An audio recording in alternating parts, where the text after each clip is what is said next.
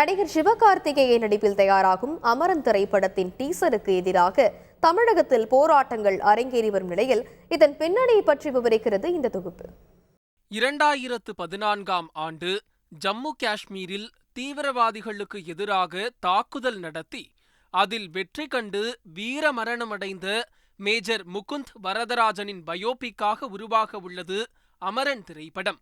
இதில் முகுந்த் வரதராஜனாக சிவகார்த்திகேயன் நடிக்கும் நிலையில் இப்படத்தை கமலின் ராஜ்கமல் பிலிம்ஸ் நிறுவனம் தயாரிக்கிறது.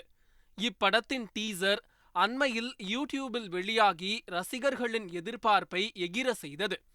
சிவகார்த்திகேயனின் நேர்த்தியான நடிப்பு, காதுகளை துளைக்கும் குண்டு சத்தம், அதகளப்படுத்தும் இராணுவ வீரர்களின் அச்சமென்பதில்லையே கோஷம் என டீசர் முழுவதும் கூஸ்பம்ஸ் மொமெண்ட் அடங்கியுள்ளது. இந்நிலையில் டீசர் வெளியான ஓரிரு நாட்களிலேயே படத்திற்கு எதிராக சர்ச்சை கிளம்பியது. டீசர் ரசிகர்களுக்கு ட்ரீட்டாக அமைந்தாலும் அதில் ஜம்மு காஷ்மீரில் உள்ள தீவிரவாதிகள் குறித்த காட்சிகள் இடம்பெற்றுள்ளதால் விவாதத்தை கிளப்பியுள்ளது.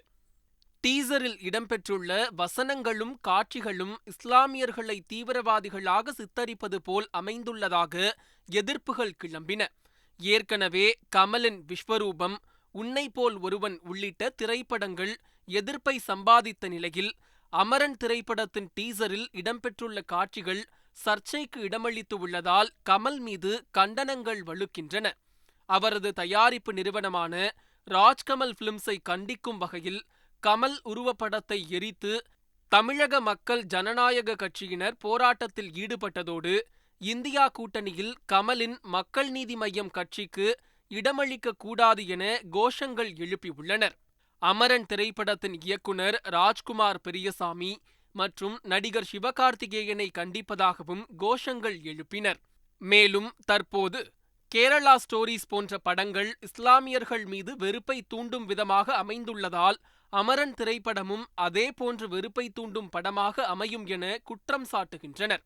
அத்துடன் அமரன் படம் தடை செய்யப்படாவிட்டால் போராட்டம் தொடரும் எனவும் இஸ்லாமிய அமைப்புகள் எச்சரித்து உள்ளன.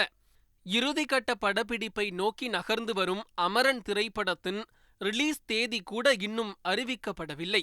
ஆனால் அதற்குள் சர்ச்சையில் சிக்கியுள்ளது படக்குழுவை கவலையுற செய்துள்ளது.